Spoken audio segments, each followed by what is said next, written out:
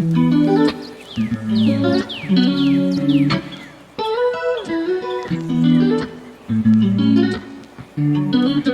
students, this is my fourth video on most important questions of biology class 10th. In this video I am again sharing with you 5 questions which are related to the transportation of materials in plants and animals. Okay, so the first question in it, पहला question है define transpiration. How does transpiration help in upward movement of water from roots to plants. Transpiration क्या होता है और transpiration upward movement में, पानी के upward movement में कैसे हेल्प करता है. सो ट्रांसपिरेशन क्या है एक्चुअली में. Transpiration is a loss of water in the form of water vapor from the aerial parts of the plant. Plant है, प्लांट के एरियल पार्ट से. एरियल पार्ट क्या होते हैं, जो ऊपर के पार्ट्स होते हैं. जस्ट लाइक अ ट्री, ये ट्री है, इसके एरियल पार्ट से मीन्स लीव से जब पानी वेपर्स की फॉर्म में, वाटर वेपर की फॉर्म में जब निकल जाता है, लॉस हो जाता है, तो इस प्रोसेस को हम ट्रांसपिरेशन कहते हैं. अब बोला है ट्रांसपिरेशन कैसे हेल्प करता है अपवर्ड मूवमेंट में. सो इट अकर्स, ट्रांसपिरेशन कैसे होता है, it occurs through the opening called stomata. Leaves के सबसे नीचे वाले पोर्स में मैंने आपको बताया था स्टोमेटा प्रेजेंट होते हैं, और वो स्टोमेटा से ही हमारा गैसेस एक्सचेंज होता है और वाटर वेपर जो एक्स्ट्रा हमारे प्लांट्स के में एक्स्ट्रा वाटर जो होता है वो बाहर निकल जाता है वाटर वेपर की फॉर्म में. Water loss through evaporation lowers the concentration of water inside the mesophyll cell. Leaves में मेसोफिल सेल्स होती हैं, उन सेल्स में जब पानी का लॉस हो जाएगा तो वहाँ पे पानी की कमी हो जाएगी. तो कमी होने की वजह से क्या होता है, water enters mesophyll cells from neighbouring xylem vessels. अब देखिए, ये सपोज ये जाइलम की सेल्स है ना, ये जाइलम की सेल्स हैं और यहाँ पे लीव्स में फिर यहाँ मेसोफिल की सेल्स हैं. अब यहाँ पे पानी का अगर लॉस होता है, पानी की कमी होती है, तो वो क्या करेगी, यहाँ से जाइलम वेसल्स की जो सेल्स हैं उनमें से पानी ले लेगी. ठीक है, तो ऐसे ये वाला इधर से पानी लेगा, ये जाइलम वेसल्स. तो इस तरह वो अपने नेबरिंग सेल से वाटर की रिक्वायरमेंट्स को पूरी करते रहेंगे, जिसकी वजह से क्या होगा, एक सक्शन फोर्स डेवलप होगा, एक सकिंग फोर्स. जैसे आप किसी वाटर पाइप में से या जैसे आप जूस पीते हैं तो आप ऊपर से सक करते हैं ना, पानी ऊपर को पीते हैं तो नीचे से एक प्रेशर डेवलप होता है. सेम वैसे ही एक सक्शन फोर्स डेवलप होता है इससे, क्योंकि पानी इवेपरेट होता रहता है और नीचे से पानी हम मेसोफिल सेल्स अपने नेबरिंग सेल से वाटर की रिक्वायरमेंट करती है. This force helps to draw more water up. जिससे क्या होता है, पानी ऊपर, ज़्यादा पानी ऊपर को आने लगता है और ज़्यादा पानी रूट्स एब्जर्व करती हैं सॉइल से. अगर ट्रांसपिरेशन का रेट ज़्यादा होगा तो एब्जॉर्प्शन ऑफ वाटर और सॉल्यूट का रेट भी ज़्यादा होगा. आप देखते हैं गर्मियों में पानी अगर आप रूट्स में डालते हैं तो वो पानी बहुत जल्दी इवेपरेट हो जाता है. कैसे, क्यों, क्योंकि ट्रांसपिरेशन का रेट ज़्यादा है गर्मियों में. पानी वाटर वेपर की फॉर्म में, कुछ पानी तो वाटर वेपर की फॉर्म में आपके गमले से ही उड़ के चला जाता है, कुछ जो रूट्स उसे ऊपर पहुंचाती है वहाँ लीव्स के थ्रू ट्रांसपिरेशन हो जाता है, तो इससे वाटर की रिक्वायरमेंट बढ़ जाती है. Transpiration also helps in maintain the temperature of the plant. Transpiration जो है वो प्लांट का टेम्परेचर भी मेंटेन करने में हेल्प करता है, उसका टेम्परेचर को लो डाउन करता है. सो ये आपके हो गए कैसे ट्रांसपिरेशन हेल्प करता है. क्वेश्चन है ना, हाउ कैसे करता है ट्रांसपिरेशन अपवर्ड मूवमेंट वाटर और रूट्स का. सो this is the full answer. It's the best answer which I have given you. Best answer है. अगर आप इसे एज इट इज़ भी लिख के आएंगे so you'll get good marks in it. Second question है, what is sequence of steps in photosynthesis and how is it different in desert plants and those in temperate region. लगभग ऐसे ही मिलता जुलता question आपके प्री बोर्ड एग्जाम्स में भी आया हुआ है. देखिए सीक्वेंस क्या होता है फोटोसिंथेसिस में, कैसे फोटोसिंथेसिस होता है, इस चीज़ को समझिए. Sequence of steps in photosynthesis, दो तरह के स्टेप्स होते हैं फोटोसिंथेसिस में, लाइट रिएक्शन और डार्क रिएक्शन। लाइट रिएक्शन क्या है? लाइट रिएक्शन मीन्स जो रिएक्शन लाइट की प्रेजेंस में होता है उसे लाइट रिएक्शन कहते हैं।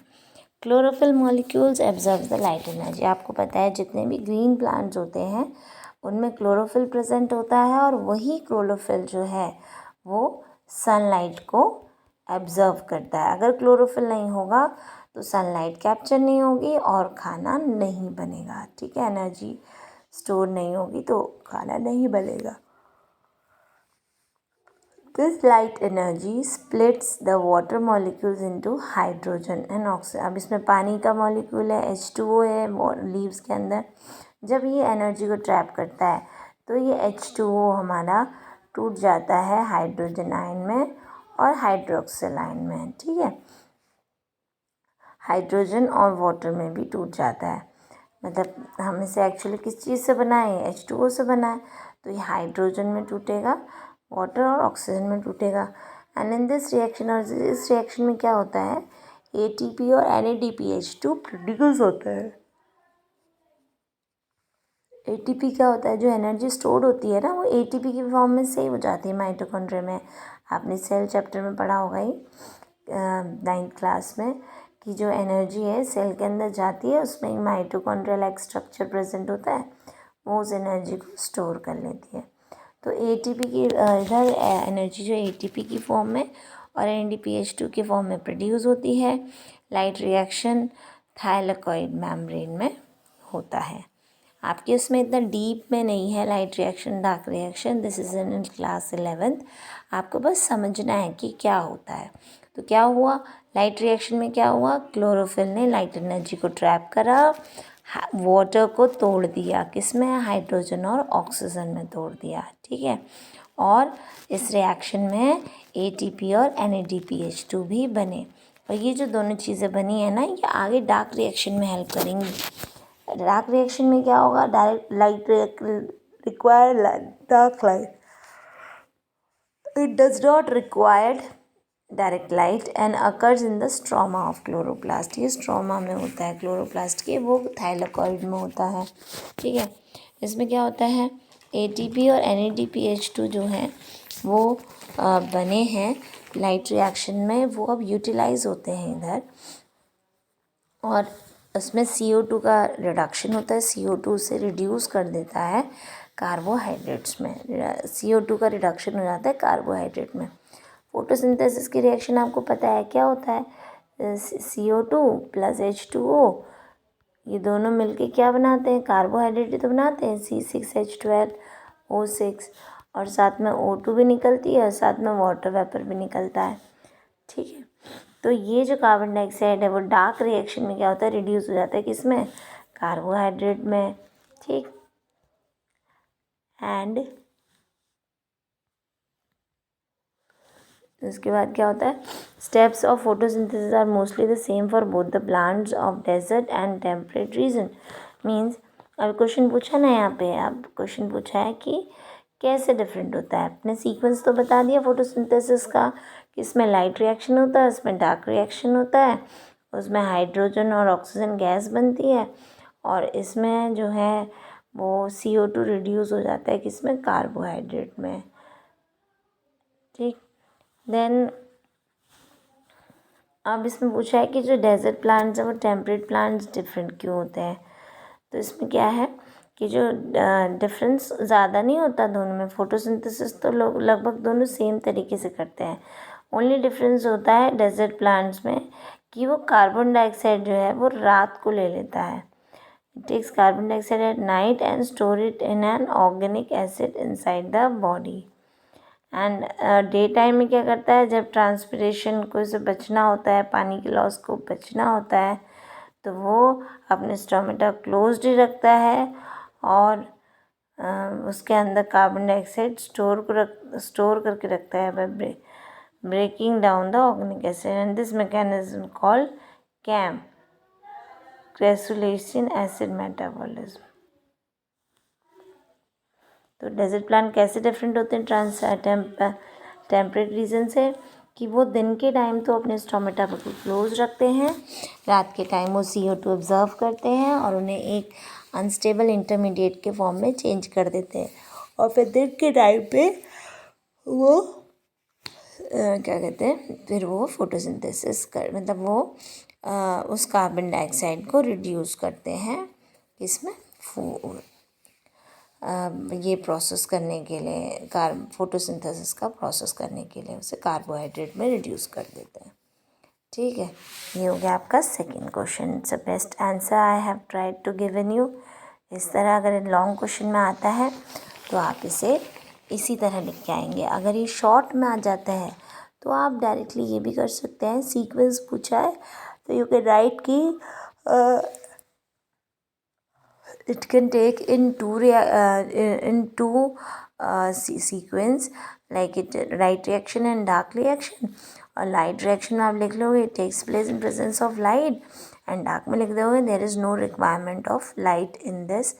एंड ये लिख सकते हैं आप इसमें क्लोरोप्लास्ट हाइलाइट में होता है, क्लोरोप्लास्ट में होता है, बस। फिर नीचे वाला लिख देंगे डेजर्ट प्लांट्स और टेम्परेट रीजन का। ठीक है, तो ये आपका हो जाएगा second question complete. Now come to third question. Third question है what is composition of urine. Urine में क्या क्या चीज़ें होती हैं, और ग्लूकोज और प्रोटीन क्या यूरिन में प्रेजेंट होता है एक नॉर्मल इंसान के, और वाई एंड इसका कैसा वॉल्यूम कौन रेगुलेट करता है। ठीक है, सो ये शॉर्ट मार्क्स में आता है, कम मार्क्स में आता है जनरली। यूरिन का कंपोजिशन क्या होता है, इसमें वाटर होता है, इट कंसिस्ट मेनली वाटर और various salts, urea and uric acid. Generally जो हमारे नाइट्रोजनस वेस्ट हमारी बॉडी में प्रोड्यूस होते हैं वो यूरिन में प्रेजेंट होते हैं, जैसे यूरिया और यूरिक एसिड। अब क्वेश्चन पूछा है क्या ग्लूकोज और प्रोटीन प्रेजेंट होता है, तो हम कहेंगे no, they are not present in urine as glucose is reabsorbed by nephron while protein are not filtered from blood in glomerulus in healthy kidney। इसे समझिए जैसे ग्लोमेरुलस का डायग्राम होता है ना नेफ्रॉन का, तो इसमें प्रोटीन तो इसमें से छन नहीं पाते, नीचे नहीं आ पाते प्रोटीन, क्योंकि प्रोटीन का काफ़ी बड़े होते हैं मॉलिक्यूल्स, और इसमें अगर ग्लूकोज छन के आ भी जाता है तो वो यहाँ पे जो है वो रीअब्जॉर्ब हो जाता है, इस पोर्शन में रीअब्जॉर्ब हो जाता है, प्रॉक्सिमल कॉन्वोल्यूटेड ट्यूब्यूल वाले पोर्शन में रीअब्जॉर्ब हो जाता है ग्लूकोज। ठीक है, फिर बोला है कि हाँ volume of urine is regulated. Volume जो है वो रेगुलेट होता है इसका अमाउंट ऑफ एक्सेस वाटर, कितना पानी आपकी बॉडी में एक्स्ट्रा है, एक्सेस है। अगर एक्सेस में वाटर होगा तो you will go washroom fluently frequently, और अगर वॉल्यूम ऑफ वाटर आपकी बॉडी में कम होगा so you will not go to washroom frequently. The volume of dissolve waste in blood, dissolve waste के वॉल्यूम पे भी डिपेंड करता है वॉल्यूम ऑफ यूरिन। ठीक है, तो ये आप लिख लेंगे। Question 4, main events occurring in the small intestine. आपको ये बताना है जब आपका एलिमेंट्री कैनाल में डाइजेशन होता है तो उसमें मेन इवेंट्स क्या होते हैं स्मॉल इंटेस्टाइन में। ठीक, main events occurring in small intestine are as follows। Number 1, bile emulsifies fat present in the food। Bile juice है, बाइल जूस आपको पता है कौन सीक्रेट करता है, गॉल ब्लैडर। बाइल जूस उस खाने में मिल जाता है जो आपके स्टमक से आ रहा होता है। ठीक है, उस स्टमक में डाइजेशन होता है ना, तो वो जो खाना है काइम की फॉर्म में नीचे आता है इंटेस्टाइन में, वहाँ पे आपका बाइल जूस मिल रहा है, और वो फैट के ड्रॉपलेट्स को, फैट के पार्टिकल्स जनरली बहुत बड़े बड़े होते हैं, फैट के पार्टिकल्स बहुत बड़े बड़े होते हैं, उन फैट के पार्टिकल्स को ये यहाँ पे तोड़ता है।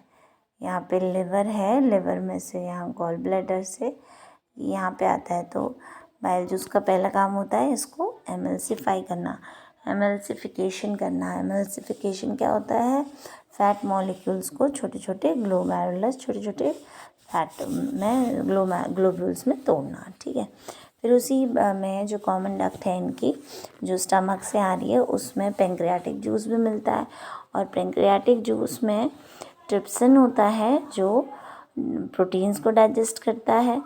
उसके बाद पेंक्रियाटिक जूस में अमाइलेज भी होता है कुछ, जो स्टार्च को तोड़ता है।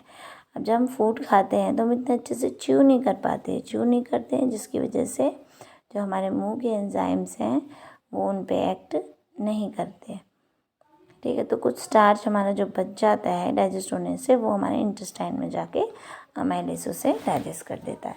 देन जो बाइकार्बोनेट आयंस हैं, जो डिओडेनम वॉल में मीडियम जो होती है, डिओडेनम की जो वॉल होती है वो एल्कलाइन होती है, क्योंकि उसे पेंक्रियाटिक एंजाइम्स के एक्शन से वर्क करना पड़ता है ना।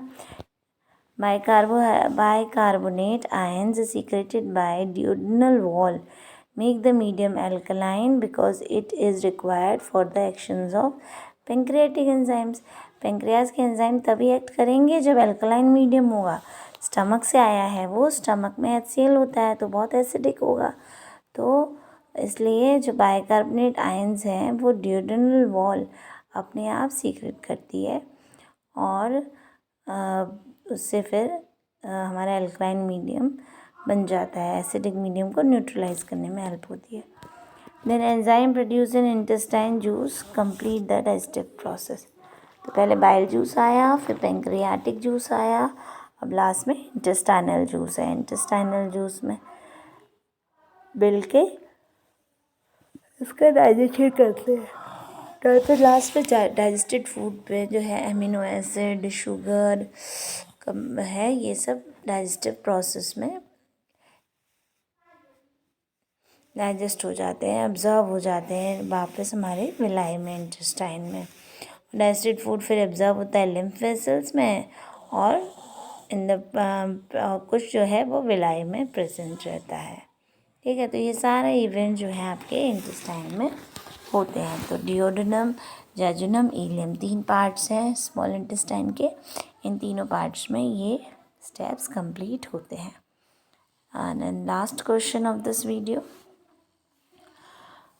What is the need to have transport system in complex organism. Complex organism में ट्रांसपोर्ट सिस्टम क्यों ज़रूरी होता है? यूनिसेलुलर ऑर्गेनिज्म में नहीं होता है ना, क्यों नहीं होता और इसमें क्यों होता है? Transport system of an animal moves substances to where they are needed in the body. Transport system से क्या होता है, कोई भी सब्सटेंस हम बॉडी की किसी भी पार्ट से पहुंचा सकते हैं। इवन जो स्मॉलेस्ट एनिमल्स होते हैं इनमें भी ट्रांसपोर्टिंग सब्सटेंस होता है इनकी बॉडी में।